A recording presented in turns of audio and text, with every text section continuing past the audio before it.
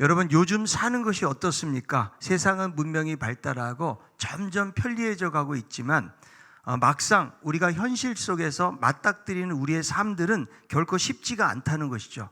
우리가 국가적으로도 그렇고 사회적으로 또 개인적으로도 많은 문제를 안고 살아가고 있다는 것입니다.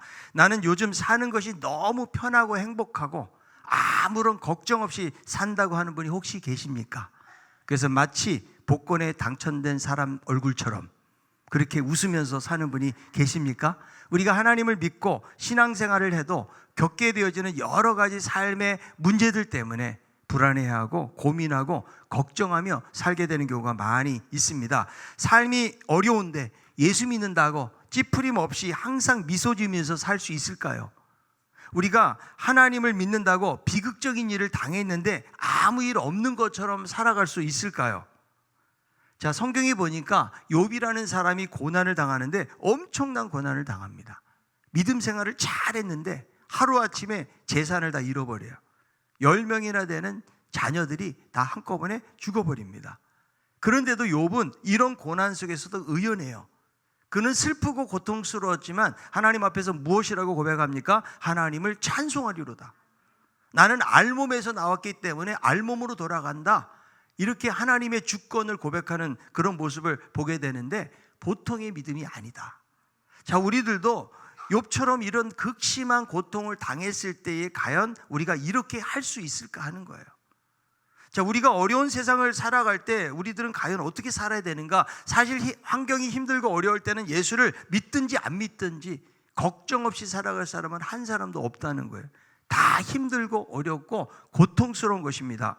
우리가 예수 믿는다고 해서 삶의 모든 고난이 없어지는 것은 아니에요. 내가 하나님을 잘 믿는다고 평탄한 삶이 계속되거나 모든 문제가 다 해결되리라, 우리는 이런 기대감을 가지고 살아가지만 결코 그렇지 않다는 거예요. 우리가 건강한 믿음을 갖는다는 것은 무엇을 말하는 것일까요? 믿음만 있으면 모든 고통에서 보호된다는 말이 아니에요. 모든 것 벗어난다, 이런 의미보다는 삶에 대한 새로운 통찰력을 갖게 되는 거예요. 세상을 바라보고 현실을 바라보는 안목과 눈이 바뀌게 되어진다는 거죠.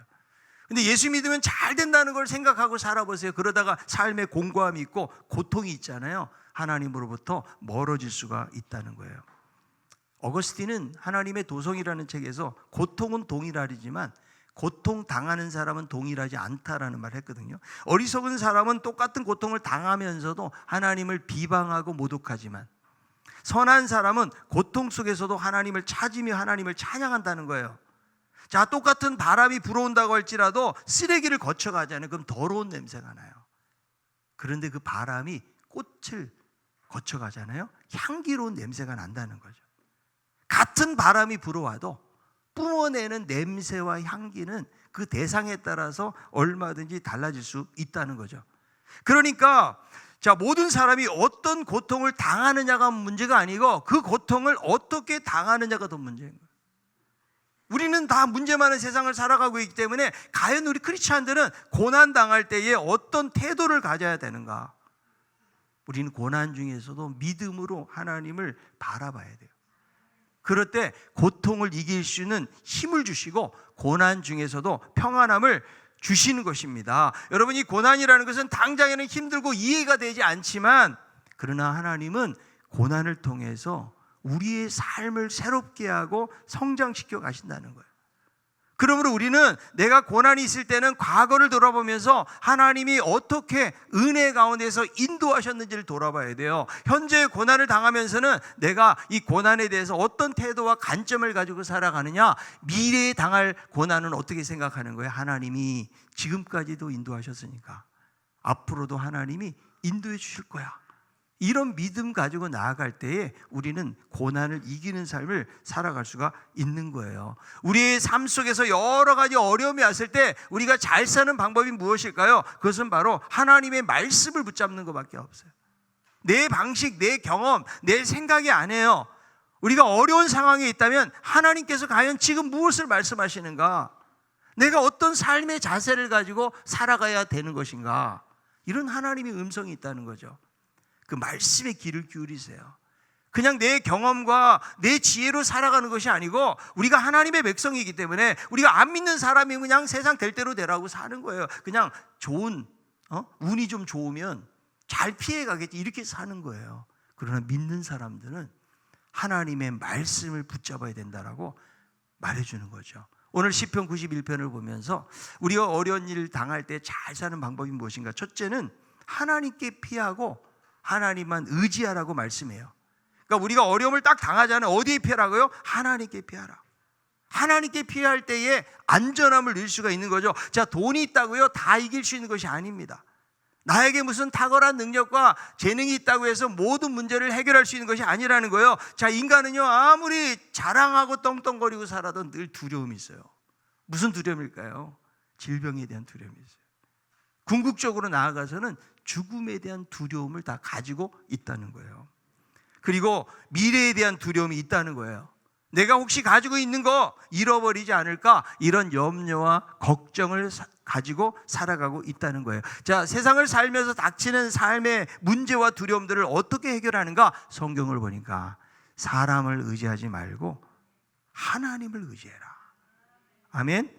자, 시편 146편 3절 4절에 이렇게 말씀해요. 기인들을 의지하지 말며 도울임이 없는 인생도 의지하지 말지니 그의 호흡이 끊어지면 흙으로 돌아가서 그날에 그의 생각이 소멸하리로다. 기인은 뭐예요? 세상에서 영향력 있고 힘 있는 사람이에요. 그들을 뭐하지 말며 의지하지 말라. 그리고 인생을 어떻게 표현해요? 도울 힘이 없대요. 이렇게 말해주고 있다는 거죠. 그래서 여러분, 우리들은 살아가다 보면 사실 무슨 어려운 일이 생기면 사람을 의지하게 될 때가 참 많이 있죠. 그런데 사람은 의지의 대상이 아니고 사랑의 대상이에요. 아무리 가까워도 여러분 믿을 대상이 아니라는 거예요. 왜 그럴까요? 사람은 연약하고 유한하고 한계가 있는 존재이기 때문에. 당장 한 치 앞에 어떤 일이 일어날지 모른다고요. 내가 아무리 재산을 많이 가지고 있고 세상에서 막 높은 사회적 위치에 있다고 할지라도 앞으로 1시간 후에 아니면 내일 어떤 일이 발생할지 몰라. 내일 일을 너희가 알지 못하는도다. 너희는 잠깐 있다가 안개와 같은 존재라고 말씀을 해주고 있기 때문에, 그러니까 여러분 얼마나 불안한 거예요. 그래서 성경은 뭐라고 말해요? 우리의 진정한 믿음의 대상은 누구밖에 없다? 하나님. 그분이 산성이시고 피난처 되고 하나님께 피할 때에 안전함을 누릴 수가 있다. 자, 91장 1절에 이렇게 말씀하죠. 지존자의 은밀한 곳에 거주하며 전능자의 그늘 아래 사는 자요. 자, 지존자는 뭐예요? 가장 높으신 분. 전능자는 무엇입니까? 아무도 맞설 수 없는 가장 강력한 힘을 가지고 계신, 능력을 가지고 계신 분을 말하는 거예요. 그래서 은밀한 곳에 거하는 자가 안전하다. 자, 2절에 보니까 은밀한 곳이 어디에? 피난처, 요새. 이건 군사적인 용어라는 거죠. 아무리 적이 쳐들어와도요, 요새는 잘 눈에 띄지 않는 것, 높은 곳에 위치해 있는 거예요. 함부로 적이 거기에 들어올 수가 없는 곳이죠. 그래서 우리의 진정한 피난처가 하나님이 되시면 아무리 험난한 제약의 풍파가 몰려오고 사단이 여러 가지로 맹렬한 공격을 한다고 할지라도 거기서 든든한 방어처가 되시는 자리가 바로 하나님의 품이다. 이 하나님의 품 안에 있으면 어떤 어려움과 시험도 이길 수가 있다는 거예요. 그래서 3절부터 보니까 뭐라고 나와요? 사냥꾼의 올무, 심한 전염병, 밤에 찾아오는 공포, 낮에 날아드는 화살, 밝을 때에 황폐케 하는 여러 가지 파멸가 있어도 얼마나 위험한 상황이에요. 막 전쟁에서 벌어지는 이런 막 전염병과 이런 전쟁 상황 속에서도 하나님이 보호해 주시기 때문에 평안과 담대함을 가지고 살아갈 수가 있다는 거예요. 자, 시편 91편 4절은 이렇게 말씀합니다. 그가 너를 그의 기초로 덮으시리니 내가 그의 날개 아래 피하리로다. 그의 진실함은 방패와 손방패가 되시나니. 이 표현은요, 어떤 표현인가 하면 이 깃으로 덮는다는 것은 어미새가 날개를 펴고 너풀거리면서 새끼를 보호하는 모습을 가지고 있는 거죠. 그래서 하나님께 피하고 하나님을 의지하는 자를 하나님이 안전하게 보호하신다. 자, 미국 하버드 대학의 탈 벤 샤르 교수가요, 자신의 저서 해피어에서 행복의 원에 대한 이야기를 하는데요, 어린 자녀들이 어머니가 지켜보는 반경 안에서 놀 때에 거기서 뭐를 누려요? 안정감을 느끼고 있다는 거죠. 이제 행복의 원은 무엇인가 하면 자신을 무조건 사랑하는 사람이 옆에 있을 때 느끼는 행복의 테두리라는 거예요. 여러분, 살면서 나에게 행복의 원은 무엇일까요? 이 땅을 살면서 여러분들을 정말 전적으로 지지해주고 응원해주는 사람이 여러분 한 명이라도 있나요? 내가 실패했을 때라도 계속해서 나를 도와줄 수 있는 사람이 있을까 하는 거예요. 행복의 원을 만들어주는 분은 하나님이다. 자, 이 세상에 있는 어떤 것들도 약간의 우리에게 안정감을 줄 수 있지만, 그러나 세상에 있는 것은 흔들려요. 안전한 피난처가 될 수가 없다는 거예요. 오직 하나님만이 우리 안전한 피난처가 되신다. 시편 121편 7절 8절. 여호와께서 너를 지켜 모든 환난을 면하게 하시며 또 내 영혼을 지키시리로다. 여호와께서 너의 출입을 지금부터 영원까지 지키시리로다. 하나님이 모든 환난을 면하게 하시고 우리를 지켜주신다고 말씀해 주고 있는데, 누구에게? 하나님이 피난처임을 알고 거기에 피하는 자, 의지하는 자예요. 자, 우리가요, 하나님의 백성이라는 자체가 모든 어려움들을 이기게 해주는 것은 아니라는 거죠. 하나님 백성이면서도 하나님 의지하지 않고 세상에 있는 어떤 것들도 의지하며 살아갈 수가 있다는 거예요. 자, 누가복음 12장에 보니까 이 사람이 피난처는 바로 돈이었어요. 이 사람이 열심히 젊었을 때 일을 해가지고 그냥 곡식이 추수가 하니까 너무 많은 거예요. 큰 창고를 지어놓고 내가 남은 생에는 편하게 살자. 이 사람의 마음이에요. 그런데 뭐라고 말씀하세요? 하나님이 오늘 밤 내 영혼을 부르시면 그 모든 것은 누구의 것이 되겠느냐. 여러분, 물질이 결코 우리의 피난처가 되지를 못한다는 거예요. 사람도 마찬가지예요. 그래서 우리는 어려움에 직면해 있을 때 하나님께 피하고 하나님을 의지하고 살아가야 돼요. 자, 이런 믿음이 있을 때 어떤 일이 일어납니까? 시편 91편 7절에 있는 말씀. 1000명이 내 왼쪽에서 10,000명이 내 오른쪽에서 엎드러지나 이 재앙이 내게 가까이 하지 못하리로다. 지금 막 1000명, 10,000명이니까 얼마나 위험한 상황에 옆에서 막 쓰러지는 거예요. 91편 10절. 화가 내게 미치지 못하며 재앙이 내 장막에 가까이 오지 못하리니. 하나님을 피난처로 삼는 사람에게 이런 약속을 해주고 있다는 거예요. 자, 그런데 여러분, 우리가 그냥 단순히 하나님을 아는 것만 가지고는 이렇게 경험하기가 어려워요. 하나님을 믿고 나아갈 때 하나님이 역사하신다는 거예요. 자, 여러분, 하나님이 살아계실 것을 믿습니까? 전능하신 하나님을 믿으세요? 우린 지식적으로 다 알아요. 아멘도 되게 잘해요. 그런데 정말 우리 사는 모습이 그러냐 이거예요. 하나님이 살아계신데 마치 하나님이 죽어 있는 것처럼 생각해요. 우리는 고백할 때 하나님 막 온 세상을 창조하시고 다스리시고 내 인생을 붙잡는 하나님이라고 말하지만, 막상 우리의 삶은 현실의 문제 때문에 그냥 움찔거리고 위축당하고 하나님보다 문제를 더 크게 보니까 우리가 여러 가지로 걱정하고 염려하고 불안해하며 살 때가 많이 있다는 거죠. 여러분, 인간을 환경 결정론자라고 그래요. 이것은 무엇을 말해요? 주변 환경이나 조건에 의해서 조절되어진다는 거예요. 그러니까 우리는 다 환경에 반응하고 살아가는 거예요. 그러니까 환경을 우리가 어떻게 반응하느냐에 따라서 환경을 이기고 지고가 결정이 되어지는 것이죠. 누가 환경을 이길까요? 믿음을 가진 자. 자, 믿음을 가진 자는 우리 환경의 배후에서 역사하시는 하나님의 손길을 믿고 있는 거예요. 아무리 지금 비바람이 몰아치고 막 여러분 먹구름이 끼고 천둥 번개가 쳐도 그 이후에 파란 하늘이 있고 태양이 있다. 여러분, 이게 믿음 아니에요? 믿음은 보이지 않는 것들의 실상이고 증거예요. 바라는 것들에. 그러므로 당장의 눈에는 보이지 않지만 그러나 하나님이 살아계시고 하나님이 역사하신다, 이런 믿음을 가질 때에 우리가 어떤 환경도 이길 수 있다고 성경이 이야기하는 거죠. 자, 요한일서 5장 4절. 무릇 하나님께로부터 난 자마다 세상을 이기느니라. 세상을 이기는 승리는 이것이니 우리의 무엇이니라? 믿음이니라. 자, 우리에게 왜 믿음이 필요할까요? 살면서 우리들은요, 여러 가지 내가 아무리 평탄하고 평안한 삶을 산다고 할지라도 여러분, 정말 인생은요 그냥 쓴맛 단맛이 다 있어요. 그렇지 않아요, 여러분? 얼마나 많은 문제가 있습니까? 건강 때문에, 사업 때문에, 재정적인 문제 때문에, 가족관계 때문에, 우리의 자녀들 때문에, 우리는 수없이 많은 시험과 어려움을 겪고 살아가고요, 때로는 그냥 헤어나지 못할 것 같은 위기 상황을 만날 때도 있는 거예요. 마치 갈릴리 바다를 제자들이 건너갈 때에 그냥 폭풍우가 몰아쳐가지고 배에 물이 가득하게 되었더라. 그런 위기 때문에 낙심하고 우울해하고 우리가 절망 가운데 빠지게 될 때도 있는 거죠. 그럴 때 우리는 어떻게 기도합니까? 하나님, 이 환경에서 벗어나게 도와주세요. 돈이 없어요. 돈 좀 주세요. 하나님, 사업이 안 됩니다. 사업 좀 잘 되게 도와주세요. 하나님, 내가 건강이 이렇게 약해졌어요. 하나님 도와주세요. 하나님이 응답하시지만, 그러나 그렇게 기도하는 것만 가지고는 우리는 문제 해결이 안 돼요. 왜? 또 그런 어려움이 찾아오기 때문에. 우리는 위기를 모면하기 위해서 또 기도하는 거죠. 그럼 문제는 여러분 돈이 없어서가 아니에요. 사업이 안 돼서가 아니에요. 우리에게 믿음이 없어서.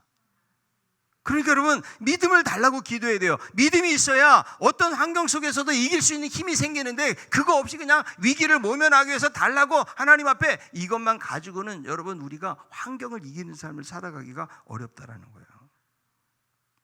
그럼 믿음을 달라고 기도하세요. 보이지 않는 하나님이 지금도 역사하시고 나의 삶을 붙들고 계시다는 사실을, 아무리 폭풍우가 몰아치고 현실적으로 힘들고 어려운 일이 닥쳐도 하나님이 나와 함께 하셔. 여러분, 이런 참된 믿음을 달라고 우리가 기도하는 것이 중요하다는 거예요. 여러분, 옥스퍼드 대학의 C.S. 루이스라고 하는 아주 최고의 변증가예요. 이 사람 철학가면서, 이 사람이 독신으로 그렇게 교수 활동하고 저술 활동을 하고 이렇게 평생 독신으로 살다가 60세에 사랑이 찾아온 거예요. 조이 데이비맨이라고 하는 여인을 사랑하게 되었는데, 이 여인은 이혼했어요. 두 아들이 있어요. 이혼으로 인해서 결혼에 이제 파국을 맞은 그런 여인인데 골수한 판정을 받은 거예요. 그런데 이 루이스가 이 여자를 너무너무 사랑해가지고 결국은 병상에서 결혼식을 올려요. 그런데 그녀의 병이 나아지질 않아요. 루이스는 기도를 하면서 치유의 기적이 나타나기를 소망했거든요. 얼마나 간절했을까요? 그런데 골수암이 재발하고 얼마 안 돼서 이 여인은 천국을 가게 된 거예요. 그래서 그 슬픔 속에서 얼마나 격정적으로 하나님 앞에 나아가서 부르짖었을까요? 그래서 슬픔의 관찰이라는 책을 썼어요. 근데 옥스퍼드 대학에서 강의하는데 한 젊은이가 이렇게 질문했다고 그래요. 교수님, 하나님이 살아계시다면 왜 이 세상에 형언할 수 없는 이런 고난이 닥쳐오는 것입니까? 그러자 루이스, 형제요, 이 세상 살아가는 사람들이 그러지 않아도 오만하고 교만한데 고통마저 없다면 얼마나 더 교만하겠는가? 고통은 사람을 깨우쳐주는 하나님의 확성기, 하나님의 메가폰이라네. 그러니까 여러분, 우리의 삶 속에 고난이 올 때는 하나님이 외치고 계시는 거예요. 왜냐하면 평상시에는 내가 너무 평탄한 삶을 살 때는 아무리 외쳐도 안 들리거든요. 깨어나질 못하는 거예요. 그런데 고난이면 정신이 번쩍 드는 거예요. 고난이 올 때는 하나님이, 야, 너 정신 차려. 너 지금 누구 의지하고 있냐? 하나님이 그것을 말씀하시기 위해서 때로는 고난을 주시는 거죠. 물론 여러분, 인생에 이해할 수 없는 고난과 고통을 당할 때가 많이 있어요. 우리가 이성적으로 생각해가지고, 아니 그 선하신 하나님께서 왜 이런 고난을 주실까? 사실 생각하지 못할 때가 참 많이 있거든요. 지구촌 교회 원로 목사님이신 이동훈 목사님 아시죠? 그 목사님의 둘째 아들이 국제 변호사였어요. 근데 암에 걸려가지고 한 7개월 만에 세상을 떠났어요. 42살에. 그런데 장례를 하는데 하나님께서 우리 목사님 마음속에 그런 마음 주시더래요. 범사에 감사하라. 아니 그 젊은 아들이 암으로 세상 떠난 것이 이해가 되겠어요. 그런데 그 하나님의 음성 앞에서 그는 장례하면서 아들을 주신 감사 이유를 10가지인가 어제 읽어보았는데, 어떻게 이럴 수 있을까? 그렇게 평생 하나님 나라를 위해서, 교회를 위해서 헌신하고 수고했는데 그런 어려움들을 어떻게 이해할 수 있을까? 그런데 말씀 속에서 하나님의 은혜와 뜻을 발견하고 나아가는 모습을 보게 되는데, 여러분, 우리의 인생 속에요, 우연은 하나도 없다고 저는 생각해요. 네. 하나님이 고난을 주셔요. 때로는 그래서 두 가지 방편이 공고와 형통이라고요. 두 가지를 통해 가지고 때로는 고난을 통해 가지고 우리를 깨우쳐 주시고 우리가 하나님의 뜻 안에서 온전히 살아갈 수 있도록 우리의 삶을 인도해 가시기 때문에 우리가 고난에 대한 분명한 태도가 없잖아요. 그러면 잘 이겨낼 수가 없다라는 거예요. 그러므로 고난 당할 때 우리는 겸손하게 하나님 앞에 무릎 꿇고 하나님 앞에 나아가고, 그리고 고난 당한 자를 보호하시는데 하나님께 피할 때 하나님을 의지하는 자를 인도하신다는 것을 기억하면서 하나님께 피하는 우리 모두가 되기를 바랍니다. 두 번째는 하나님을 사랑해야 돼요. 그러니까 하나님 사랑하는 것이 어려움을 이기는 비결입니다. 그분을 사랑하면 하나님이 사랑한 즉 건져주겠다고 약속하시거든요. 이 사랑한다는 말은 결합하다, 집착하다, 견고하게 달라붙다 이런 거예요. 하나님하고 밀접한 관계 속에 있어야 그래야 고난을 이길 수가 있다는 거예요. 자, 91편 14절에 있는 말씀이에요. 하나님이 이르시되 그가 나를 사랑한즉 내가 그를 건지리라. 그가 내 이름을 안즉 내가 그를 높이리라. 그가 나를 사랑한즉 하나님을 사랑하고 하나님과 밀접한 관계에 있어야 되는데 그렇지 않잖아요. 그럼 하나님을 의심하게 되는 거예요. 왜 내 삶에 이런 고난이 오지? 하나님을 의심하고 하나님에 대해서 막 항변하게 되는 거죠. 하나님과 밀접한 관계에 있잖아요. 그러면 하나님의 마음을 조금이라도 헤아리고 알 수 있는 자리에 가야 되어진다는 거죠. 그래서 우리는 하나님께 그냥 쫙 달라붙어 있어야 돼요. 아멘. 자, 옆에 있는 분에게 물어봅시다. 당신 하나님과 친하십니까?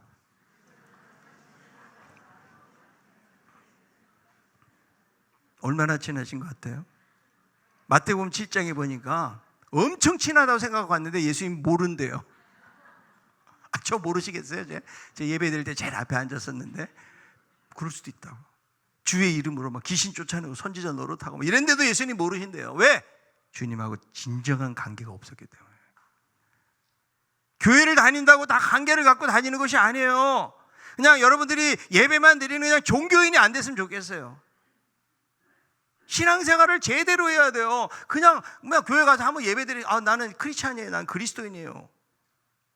하나님하고는 밀접적 관계가 없는데. 어떤 청년이 그렇게 열심히 있는 청년이 어느 날 말씀을 듣고 나도 이제 하나님 앞에 좀 더 나아가서 기도하겠다. 기도하면서 그랬더니 하나님 아버지, 그랬더니 하나님의 음성이 마음에 들리는 것 같더니 이렇게 말씀해. 참 오랜만이다. 나는 막 열심히 해가지고 막 엄청 하나님은 친하다고 생각했는데 하나님이 엄청 오랜만이라는 거죠. 그러니까 우리는 믿음 생활도 하나님을 사랑하고 하나님의 말씀 속에서 순종하는 삶을 살아야 되는데 그냥 자기 열심이야, 자기 열심. 그리고 언제 하나님 찾아요? 필요할 때. 평상시에는 하나님 바빠가 찾을 새도 없어. 그런데 내가 문제가 생기고 평안을 잃고 힘들 때 그래도 하나님 도와주세요. 그거는 여러분 사랑하는 관계가 아니라는 거예요. 그래서 신앙생활은 하나님하고 정말 사랑의 관계를 맺는 거예요. 얼마나 내가 밀접한 관계를 맺느냐. 그러니까 개인적인 묵상 말씀 읽고 이런 예배가 여러분 있지 않으면요, 그러면 여러분 말씀 한번 듣고 기억나세요? 지난주도 기억이 잘 안 나죠. 잊어버리고 사는 거야. 그리고 주일날 와서 예배 한번 말씀 한번 듣고 그렇게 만족하면서 가면 그건 하나님하고 결코 친한 것이 아니에요. 부부도요, 기러기 아빠가 되면 진짜 기러기가 돼서 날아가 버려. 막 20년, 10년, 20년 헤어져 있잖아요. 그 관계 유지하기가 어려워요. 하나님하고 날마다 가깝게. 그래서 나는 포도나무고 너희는 가지이기 때문에 너희가 나를 떠나서 아무것도 할 수 없다고 그랬잖아요. 그러니까 마치 가지와 포도나무의 관계인 거예요. 우리는요, 가지가 붙어 있어야 열매를 맺잖아요. 그래서 날마다 하나님으로부터 오는 이 말씀의 진액, 은혜를 경험해야 그래야 우리가 풍성한 삶을 살고 열매 맺는 삶을 살게 되어지는데 그냥 나대로 선생이 나대로 자기 방식으로 살고 자기 열심으로 하나님을 필요할 때만 찾으면 사랑의 관계가 유지가 안 되는 거예요. 여러분, 한 집에서도 부부지간에 싸우고도 한 집에 있잖아요. 자녀하고도 별로 좋지 않은 관계에 있어도 한 집에 있는 것처럼 우리들도 마찬가지예요. 내가 나와서 예배 드린다고 해서 하나님은 친한 관계가 아닐 수 있다니까요. 하나님 잘 몰라요. 물어봐도 하나님 누군지도 잘 몰라. 내가 내 삶 속에서 하나님을 깊이 경험하고 이렇게 가야 하나님이 누군지를 조금 알고 하나님 마음도 알고 하나님이 이런 고난의 상황 속에서 어떻게 해야 될지를 알고 이런 친밀하고 사랑하는 관계가 돼야지 하나님의 은혜가 더 경험되어지는데 그게 안 되는 경우가 많이 있다는 거죠.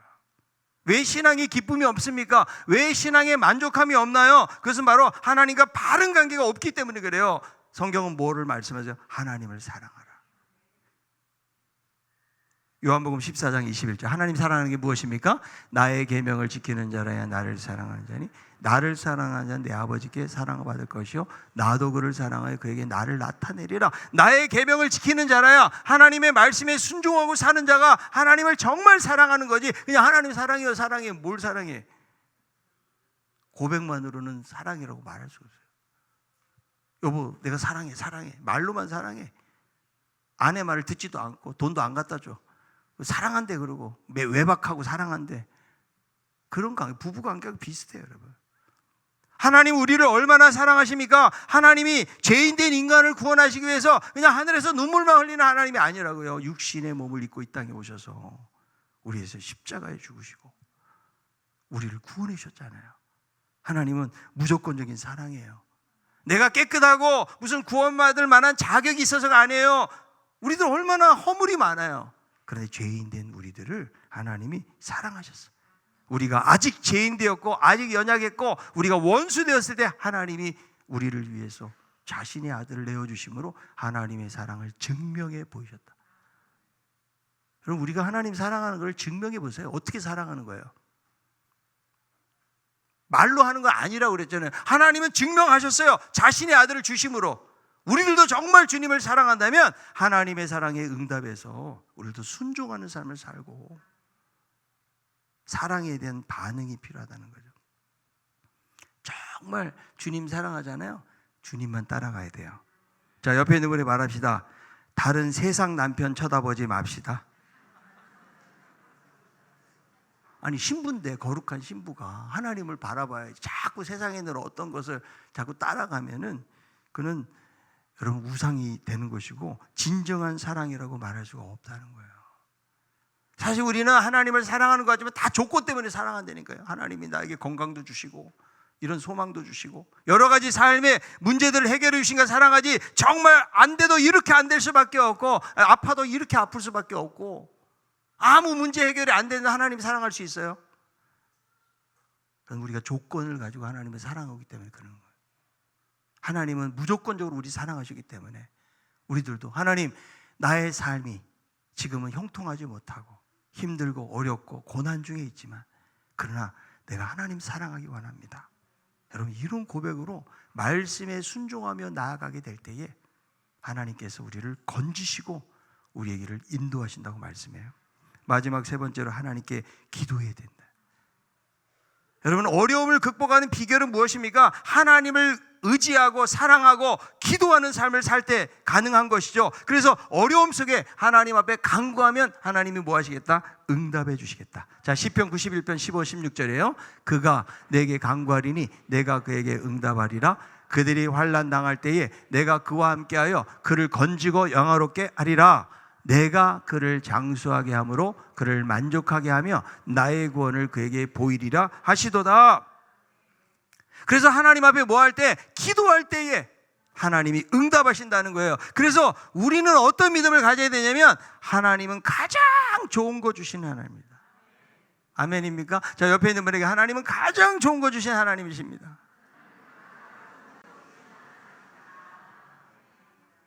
구하라 찾으라 두드리라 말씀하셨잖아요. 여러분 육신의 아버지가 떡을 달라고 그러는데 뱀을 줄 아비가 어디 있으며 생선을 달라고 그러는데 뱀을 줄 아비가 어디 있느냐. 여러분 뱀 안 주잖아요. 하나님은 육신의 아버지도 좋은 거 줄 줄 알거든. 지금 도둑질하는 아버지가 아들에게 도둑질 안 가르치잖아요. 좋고 주려고 하잖아요. 하물며 하늘에 계신 너희 아버지께서 가장 좋은 거 주시지 않겠느냐. 이게 하나님의 마음이에요. 그래서 당장에는 응답이 안 되고 당장에는 여러분 이루어지지 않는 것 같다고 할지라도 우리의 믿음은 변치 않는 믿음이 이거여야 돼요. 하나님은 나에게 가장 좋은 거 주신다.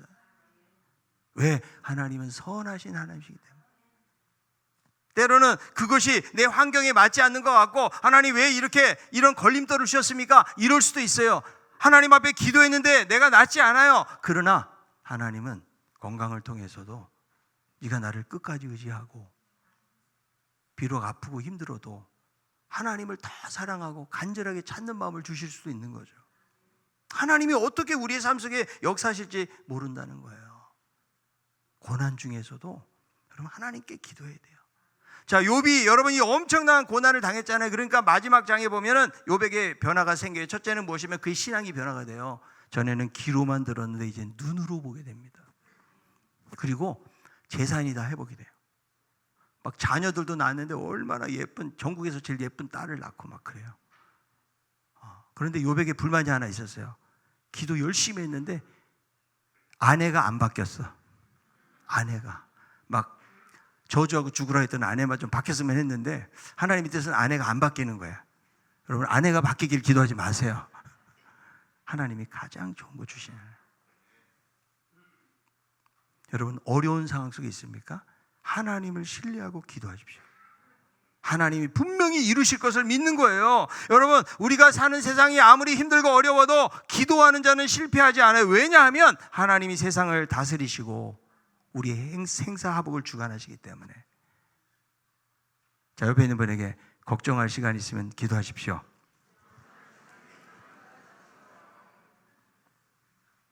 우리는 걱정할 시간 너무 많아. 그때 기도만 했어도 기도 시간이 많이 확보가 될 텐데 이런 걱정 저런 걱정 그런 게 많이 있어요. 여러분, 걱정하면요 질병만 우리에게 찾아와요. 스트레스, 걱정, 이게 다 여러분 질병의 원인이 되지 않아요?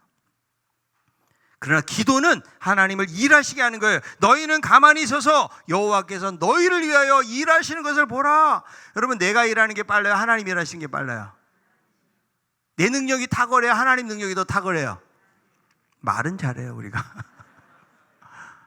기도할 때 하나님이 일하시고 역사하시기 때문에 응답해 주시고 건져 주시겠다고 약속하고 있잖아요. 우리는 불확실한 미래를 앞두고 있어요. 수많은 문제와 어려움들이 우리의 삶 속에 찾아오지만, 그러나 우리의 피난처는 하나님. 마치 어미새가 너풀거리면서 자기 새끼들을 보호해 주듯이 하나님 우리를 그렇게 보호해 주시는 거예요. 그러므로 우리는 어려움이 있을 때 하나님께 피하고, 그리고 하나님과 관계, 하나님을 사랑하면서 사는 거예요. 사랑한 즉 건지리라. 그리고 무엇입니까? 하나님 앞에 기도할 때에 하나님이 역사하시고 일하시고 도우실 줄로 믿습니다. 자, 어려운 세상 잘 살아가는 방법이 무엇입니까? 내가 지혜를 가지고 사는 것을 말하지 않아요. 다시 한번 하나님을 더 의지해라. 하나님을 사랑해라. 그리고 기도할 때 하나님께서 우리의 삶을 자신이 가장 기뻐하시는 삶의 자리로 인도해 주실 줄로 믿습니다. 하나님께 맡기고 믿음으로 살아가는 우리 모두가 다 되기를 바랍니다. 가사를 생각하면서 주님의 은혜를 사모하며 찬양하기 원합니다.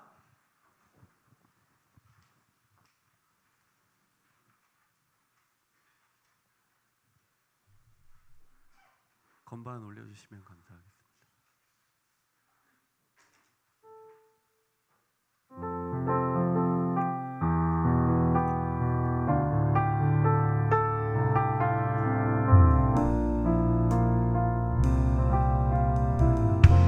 주 나의 모습 보내. 주 나의 모습 보내. 상한 나의 맘 보시네. 상한 나의 맘 보시네. 주 나의 눈물 안에. 주 나의 눈물 안에. 홀로 울던 맘 아시네. 홀로 울던 맘 아시네. 다시 한번 주 나의 모습 보내. 주 나의 모습 보내. 상한 나의 맘 보시네. 상한 나의 맘 보시네. 주 나의 눈물 안에. 주 나의 눈물 안에. 홀로 울던 맘 아시네. 홀로 울던 맘 아시네. 세상 소망 다 사라져도, 세상 소망 다 사라져가도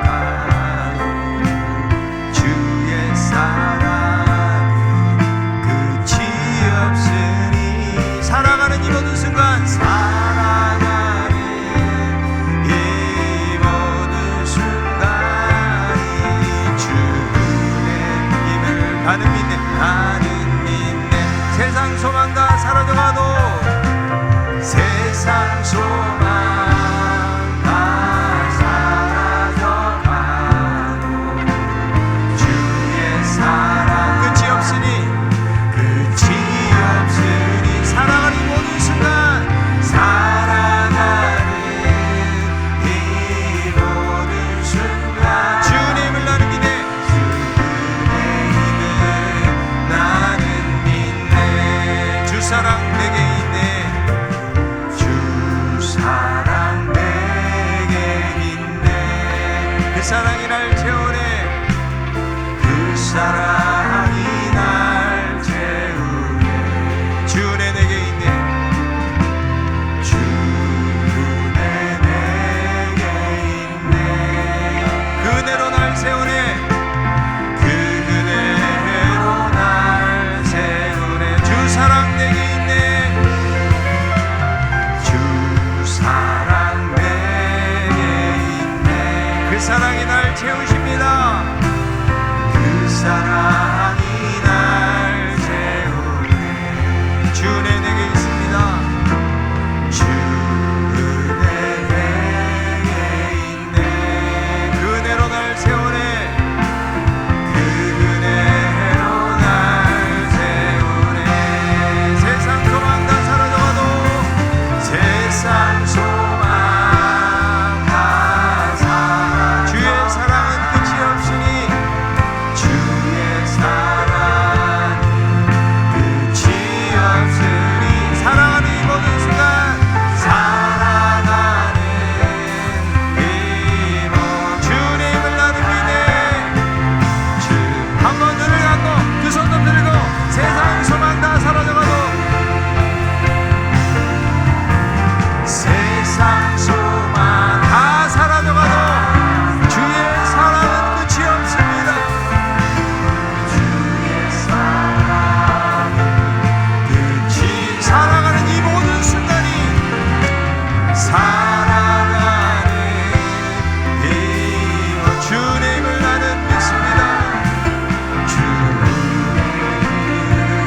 나는 믿네. 세상 소망 다 사라져가도, 세상 소망 다, 주의 사랑은 끝이 없습니다. 주의 사랑은 끝이 없어요. 사랑하는 이 모든 순간, 사랑하는 이 모든 순간이 주님을 나는 믿네. 아멘. 같이 한번 기도하기 원합니다. 우리는 문제없이 사는 사람은 없어요. 여러 가지 우리는 어려운 일들을 만나서 남모르는 한숨 쉬고 눈물을 삼킬 때가 있어요. 그럴 때도 하나님은 우리를 잘하시는 아버지, 우리를 헤아려 주시고, 우리를 위로해 주시고, 우리를 붙드시는 하나님이 계세요. 여러분, 어려움 당할 때 사람 의지하지 말고 하나님을 의지하고 하나님께 피하세요. 수고하고 무거운 짐자라 내게로 오라 말씀하신 인생의 여러 가지 짐들, 하나님 내가 피합니다. 하나님께 맡겨드립니다. 그리고 하나님 사랑하십시오. 하나님과 그저 그런 관계가 아니고 정말 친밀한 관계가 되어서 하나님의 말씀이 내 안에 들리게 도와주옵시고, 그리고 문제 있을 때 기도하라. 간절하게 기도할 때 하나님이 들으시고 응답해 주시고 가장 좋은 것으로 우리 삶 속에서 역사해 주실 줄로 믿습니다. 이런 믿음으로 살아가게 도와달라고 말씀을 생각하면서 같이 한번 한 목소리로 간절하게 기도하겠습니다. 아버지, 은혜를 감사합니다. 우리 하나님 아버지, 여러 가지 인생의 많은 문제들과 어려움들을 안고 살아가게 될 때가 많이 있습니다. 주여, 그럴 때마다 우리를 붙드시는 아버지, 여러 가지 절박하고 힘들고 어려운 삶의 순간들을 아시죠. 하나님께서 우리들을 위로해 주시고 우리를 붙드시는 하나님으로 믿습니다. 하나님 앞에 피하게 하시고 하나님이 안전한 피난처가 되시다고 말씀했사오니 주님만 의지하고 주님께 피하는 저희들 되기를 원합니다. 하나님 아버지, 저희들 날마다 하나님과 하나님 사랑하기를 원합니다. 사랑한 즉 건진이라 말씀했사오니 부정적인 사랑으로 우리